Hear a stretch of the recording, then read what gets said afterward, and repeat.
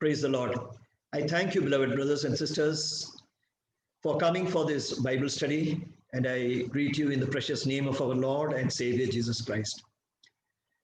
We are meditating on the Gospel according to Saint Mark, and today we will be studying the first portion from the 8th chapter of the Gospel, from verse 1 onwards.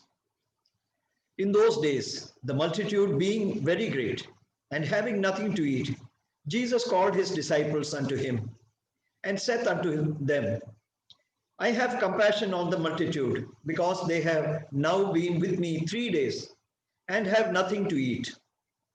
And if I send them away fasting to their own houses, they will faint by the way, for divers of them came from far. And his disciples answered him, From whence can a man satisfy these men with bread here in the wilderness? Here we are seeing what seems to be a repetition of the same miracle that we have earlier studied, that is the feeding of the 5,000. And you may remember that for feeding the 5,000 men, besides the women and children, Jesus, he used 5 loaves and 2 fish.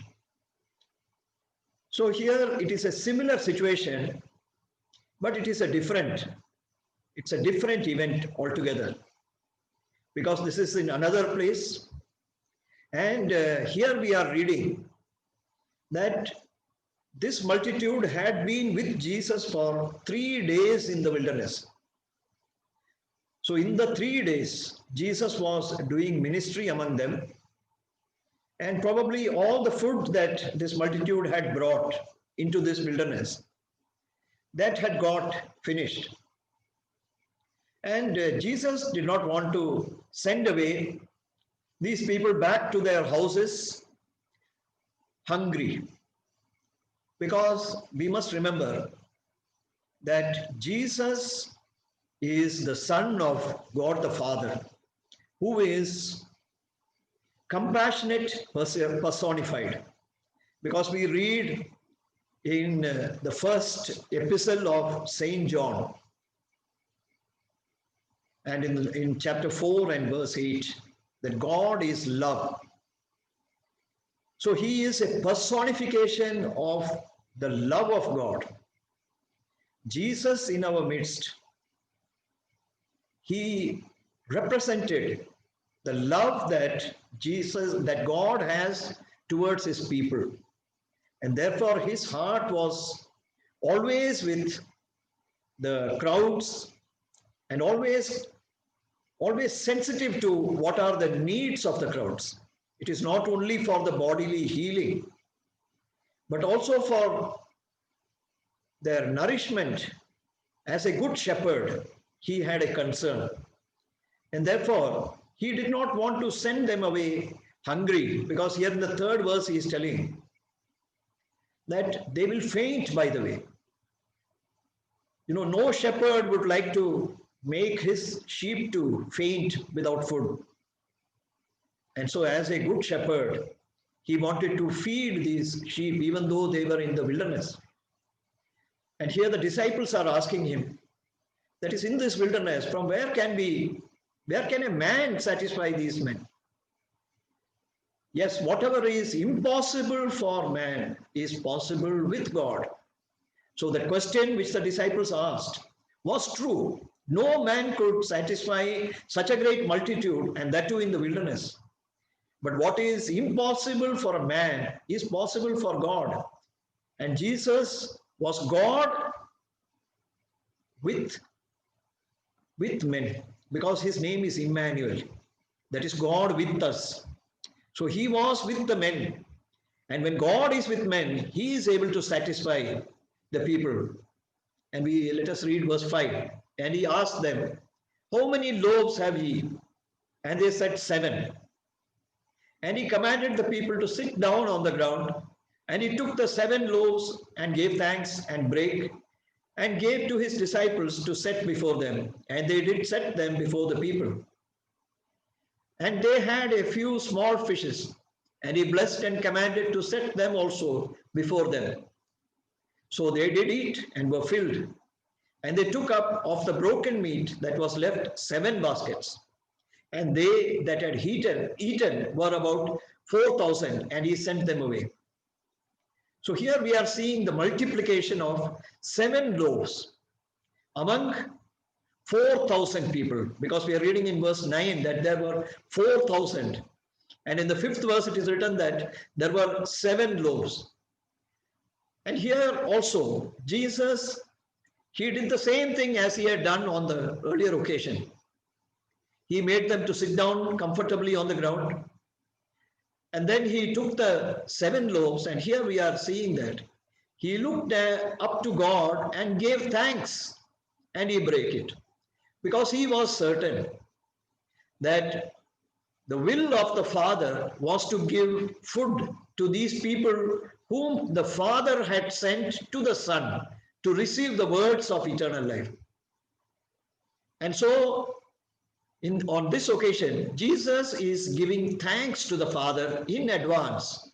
Even before the miracle happened, the Lord was certain that God the Father had sanctioned to multiply these 7 loaves, to give it to the people.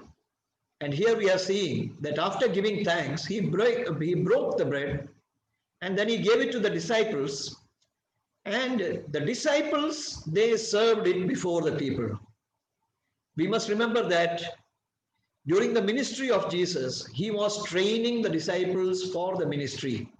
You and I, when we receive this word today, we are also being trained on what is the will of God, about how the disciples of Jesus must serve the people whom God the Father brings to Jesus. And here, Jesus, he gave the broken loaves to the disciples to serve to the people. And the 7th verse is telling that besides the loaves, there were also a few small fishes. So it is mentioned here that just as the 7 loaves were insufficient, by the use of a few, that means that is a quantity was insufficient for a huge crowd. It was just insignificant. And they were very small fishes as well. But even these fish, he blessed in the same fashion. And he commanded that this also should be served to the people. And the 8th verse is telling that everyone, they ate the food. And it is written here that they were filled. Beloved brothers and sisters, our Lord, he satisfies everyone, not only with the material needs, but also with every spiritual need. Our God is sufficient to provide for us. Here the people also, they were given the heavenly manna in the form of the word of Jesus, and now they are given the food which they need for their day-to-day life, and here they ate that and they were filled. And here it is written again that they collected the broken loaves and the leftover that was left. And it is written here that 7 baskets were taken. So here again, the Lord is illustrating to us that what is given from his hand, it is divine and must not be treated in a very negligent fashion, but it must be treated with respect. And here, that is why he commanded that the broken meat should be, that is a broken food, that is a broken bread should be gathered. And here it is written that 7 baskets full of the fragments, they were collected. By this, it is signified that there was much more left over, much more than what they had when they started. And the 4,000 people were satisfied, and Jesus sent them away. And verse 10 is telling, and straightway he entered into a ship with his disciples and came unto the parts of Dalmanutha. And the Pharisees came forth and began to question with him, seeking of him a sign from heaven, tempting him. And he sighed deeply in his spirit and saith, why doth this generation seek after a sign? Verily I say unto you, there shall no sign be given unto this generation. And he left them and entered into the ship again, and entering into the ship again, departed to the other side. So here we are seeing that Jesus came to a place which is named here as Dalmanutha. But when we read Matthew's account uh, of the same incident, we know that he came to specifically to a place called Magdala, and that is also very close to Capernaum, and it is on the shore of the lake of the Sea of Galilee. So when Jesus he came with the ship, he came with the disciples over there. It is written here that the Pharisees came. Now, in all the other instances where we see people coming to Jesus, that is for receiving either the word that he spoke or the miracles that with which he was able to satisfy them. But here, the Pharisees came to tempt Jesus. They came here to test Jesus with questions. Let us remember that these are just rulers, spiritual rulers, but they are men. And they are testing God who came in the form of man. But of course, they were ignorant about that. And the chief cause of their ignorance was because they did not follow Jesus wherever he went. The people who had followed Jesus were able to see through the signs and miracles that he did, that already he had given signs from heaven to show who he was. But the Pharisees, because they had never followed him, they were not witness to the many, many miracles which Jesus did, including raising people from the dead, and the multiplication of the loaves and the fishes, and the healing of people who had been born blind from birth and who had speech impediments. We have seen so many miracles. People who were possessed with evil spirits, they were delivered. So many signs were done by Jesus. But here the Pharisees, they came only for the purpose of testing him. They wanted to question him. They wanted to prove him wrong. They wanted to show that he is not worthy to be followed. They wanted to show other people that he is not worthy to be followed because he has no evidence. But as you know, the people who were following Jesus, they have already seen so many signs and wonders. And so they had no doubt that this was the prophet about whom Moses had already prophesied. Even in his prophecy, he had said that after me, a prophet shall come. And he had spoken about the Messiah who will come. And also we are seeing so many prophecies concerning him from Isaiah and so many other prophets, which again explained that this is the Son of God only who will be coming as the suffering servant. And therefore, we are seeing here in the 12th verse that Jesus, he sighed deeply in his spirit. He sighed firstly because he was sorrowful, that he was not able to convince a section of people who claim to be the representatives of spiritual people, that is, people who are earnestly seeking after God. And he was disappointed with them, and he was sighing deeply in his spirit. Beloved brothers and sisters, the spirit which Jesus had is the Holy Spirit.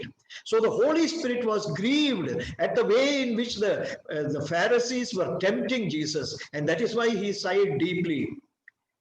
And then Jesus is telling very clearly that this generation is seeking after a sign. Even though Jesus had come into their own generation, the Messiah had come into that very generation in which the Pharisees were living, they were now still looking for a sign. And Jesus had come for that precise reason, to show to the people that he was the one who had been sent by God for delivering them from their sin. But these people, the Pharisees, though they were belonging to that generation, they were seeking for a sign. And then Jesus is telling that no sign shall be given unto this generation.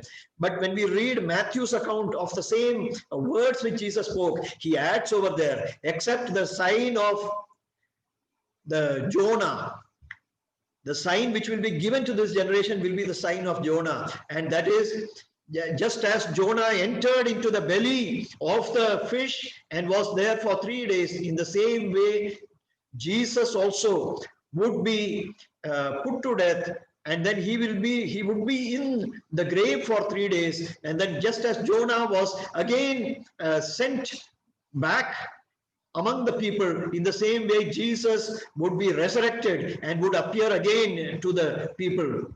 That would be the sign, the final sign that would be given to the generation. And then here it is written that he left them and entered into the ship and departed to the other side. Beloved brothers and sisters, Jesus, he left these Pharisees. We don't find any miracle having been done in the parts of Dalmanutha.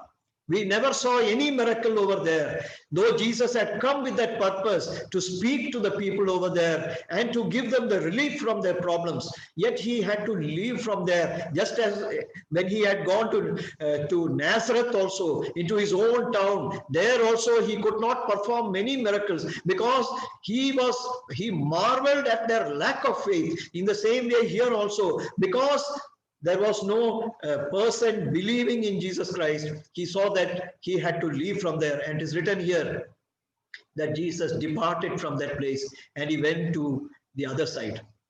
Verse 14. Now the disciples had forgotten to take bread, neither had they in the ship with them more than one loaf. And he charged them, saying, take heed, beware of the leaven of the Pharisees and of the leaven of Herod. And they reasoned among themselves, saying, it is because we have no bread. And when Jesus knew it, he said unto them, why reason ye, because ye have no bread? Perceive ye not yet, neither understand? Have ye your heart yet hardened? So here it is written that when they were on the boat, there was no bread. And exactly at that time, Jesus is telling them very strictly to beware of the leaven of the Pharisees and the leaven of Herod. What Jesus meant by the leaven was different from the leaven which is used for baking loaves of bread. So when he told them to beware of the leaven of the Pharisees and the leaven of Herod, the disciples could not understand. And so they were puzzling over the matter. And finally they came to a conclusion that Jesus is telling these words because we have no bread. And probably that is the reason why he is mentioning the leaven of the Pharisees and leaven of the Herod. But Jesus, he would like to have all his disciples to understand every parable that he speaks. Even though he may speak as a parable, he would like every disciple to understand exactly what is his will. And here, Jesus is he's telling them that, have you not seen? Have you not understood? It is because your heart hardened. That is the reason that you have not understood the meaning of what I am telling.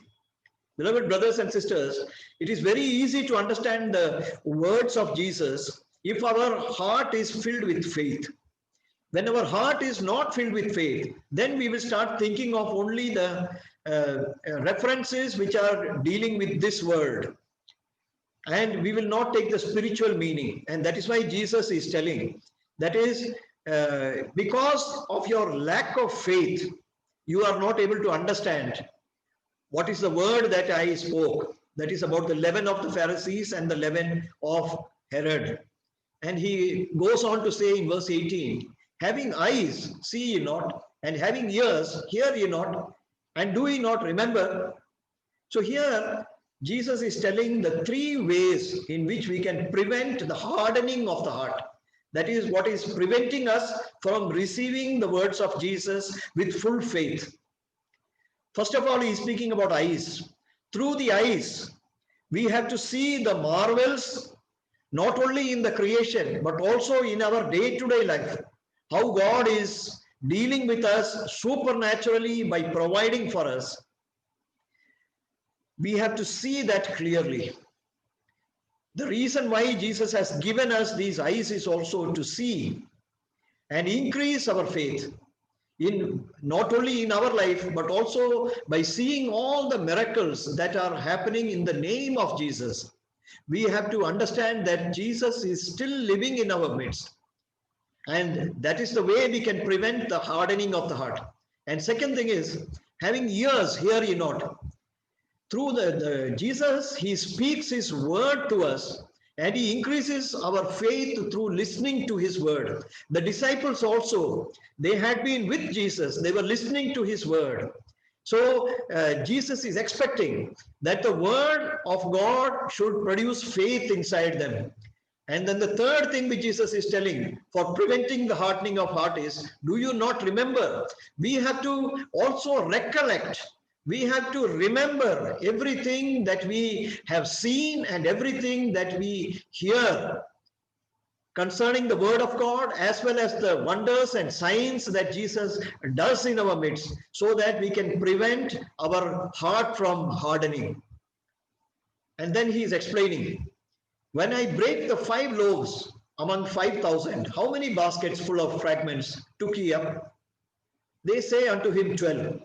And when the 7 among 4,000, how many baskets full of fragments took ye up? And they said 7. And he said unto them, how is it that ye do not understand? So here Jesus is again making them to recollect the 2 miracles that they had seen in the very recent past, about how he had fed the 5,000 people with just 5 loaves. And there was the fragments, the waste of that, that is the leftovers, they were able to fill 12 baskets. And then again he showed that the miracle which had taken place just before they got into the boat was that he had fed 4,000 people with the 7 loaves, and there were 7 baskets left over. So by this he was drawing his attention to the question which the Pharisees had asked, that is, what sign can you show from heaven? So he was again showing them, that is, he had already answered the question which the Pharisees had made before. The challenge which the Pharisees had thrown to him had already been answered in the presence of the disciples. And therefore, there was no need for him to express again the signs and the wonders to prove to the disciples who he was. And so they should have had a heart of faith, even when these questions were being raised by the Pharisees. And that is the reason why, when he was in the boat, he was telling to beware of the leaven of the Pharisees and of Herod, that is the Herodians. So what Jesus is wanting to tell over here is that there is a teaching. When we read the Gospel according to Saint Matthew, there we find that after Jesus asked this question, how is it that you do not understand? It is written there that then the disciples understood that Jesus spake about the doctrines of the Pharisees and the scribes and the Sadducees and the Herodians. So in fact, Jesus was telling them to beware of 3 kinds of people. Because when we read Matthew's account, there Jesus is mentioning also the Sadducees. So there are Pharisees, there are Sadducees, and there are Herodians. And Jesus is telling to beware of the doctrines, that is the teachings of the Pharisees and the Sadducees and the Herodians. So now what are the teachings of the Pharisees and the Sadducees and the Herodians? First of all, the teaching of the Pharisees, it was to observe external observances in the name of doing service to God, having ceremonial observations, having traditions which are not even mentioned in the word of God. By observing those traditions, the Pharisees were teaching that the people are able to fulfill the will of God. So that is the first teaching against which Jesus came up. He said to beware of such a teaching, that is to go after traditions. to go after external observations more than the spirit of whatever God has commanded the people to do.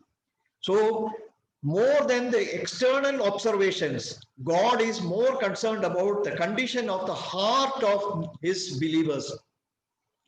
If we are right in our heart, then God will be happy and he will be more satisfied than with external observations. Then, as regards the doctrine of the Sadducees, we know that the Sadducees, they had made a misinterpretation of the word of God itself. In fact, even a simple question as believing in the resurrection from the dead, the Sadducees did not understand that doctrine at all because they never studied the word of God closely. They preferred to take verses from here and there and try to teach their followers that that was the truth. That is why they missed out on the most important teaching of all, that is about the resurrection from the dead. Because you and I, our faith is based upon the resurrection of Jesus Christ. If Jesus Christ had not risen, then your faith and our faith is in vain, as it is written in the by Saint Paul in the letter to Corinthians, in the first letter of Saint Paul to the Corinthians, chapter 15. There, Saint Paul is telling that if Christ be not risen, then your faith is in vain. The Sadducees did not believe in the resurrection at all, and that is why they brought up so many questions regarding the resurrection to Jesus, which he was able to answer with a counter question, which they were not able to answer. And then the third category of people who thought that they are doing what is right were the Herodians. The Herodians, they were concerned only with the material aspects, that is with this world, worldliness. That was the creed and that was the faith of the Herodians. The Herodians, that is why they came to Jesus to ask that, Master, you always teach what is right. Now you answer us this question: is it right to pay taxes to Caesar or not? And that time you may remember that Jesus answered with a very simple sentence. He said that pay to Caesar what belongs to Caesar and pay to God what belongs to God. So by this, what he meant to say is that you people are so much concerned about paying taxes to Caesar, by earning money for yourself, living as per the laws of this world, rather than the laws of God. And that is what Jesus was reminding them in the second part, that give to God what belongs to God. You and I, our entire being belongs to God, and we have to give our everything to God. That is what Jesus was telling. But the Herodians, they focused only on one part, that is by observing the laws of Rome, by observing the day-to-day laws, and also by living as per the worldly people. So Jesus is telling that you beware of the three doctrines. And this teaching is applicable to you and to me also today. Let us question ourselves that what is our faith made up of? Is our faith based only on external observations, observances, traditions, going to churches on Sundays only, or just attending some prayer meetings, just giving our attendance over there? Just an external observance, or have we committed our life fully to obey the will of God? So that is the first thing. That is, are we following God with our whole spirit? Are we following him as per the spirit of his commandments? That is the first thing. And the second thing is that, do we have faith in the resurrection of Jesus Christ? Or are we so incomplete in our faith that we have not yet reflected on what is the meaning of many of the things what Jesus has spoken to us, and through his word, as well as what God has spoken through his word, which is contained in the Holy Bible. Let our understanding of God be based upon what is given in the word of God, which includes also the faith in the resurrection. We can get a deeper faith only when we meditate on the word of God, because the word of God teaches us exactly who is this God whom we are worshipping, what is his nature, and also it tells us what is it that God he desires us to do, and also he gives us the power so that we are able to obey everything that he teaches us. So let our life be based on the word of God, not like what the Sadducees were doing, that they were making some interpretations on some few verses which they have read here and there, and they had come to a totally wrong conclusion about who is God and what are the things that are taught in the word of God. And the third thing is, that is, let us examine our life, whether we are putting all our faith only in this world, in amassing whatever we can by money, by way of money or power or influence. Are we trying to live as though there is no life for us after we go from this world? If we are having a life which is worldly, that means that we are living like the Herodians. And Jesus has told to beware of the teachings of the Herodians. Even today, in the Christian society also, in the Christian community, there are many teachings which are focused only upon meeting the needs of this world. That is by way of getting prosperity, by way of getting jobs. Beloved brothers and sisters, do not misunderstand. God wants us to prosper. God wants to meet all our needs over here. But our focus should not be only on living as though our life is ending with this world. In fact, this world is only the stepping stone, so that we are preparing ourselves for moving into the kingdom of God, which God is preparing for us, and our hope should be there only. So these are the three things three teachings about which Jesus warned us, and then he's telling that we should understand these teachings. I pray that today God has been speaking to each and every one of us, so that if we have strayed away from his word in any one of these areas or any one of these teachings, we come back and focus our attention on the main teachings which Jesus himself taught us when he was on this earth, and that is to have faith on Jesus Christ, not have faith in ourselves. Have faith in Jesus, first of all, for our salvation, and secondly, to meet all our needs as well as the needs of the people who come to us with needs. Let us pray. Heavenly Father, we thank you for speaking to us from your word. We ask you to bless each and every one of us today, Lord. Father, we thank you for, oh Lord, showing us the light from your word, oh God.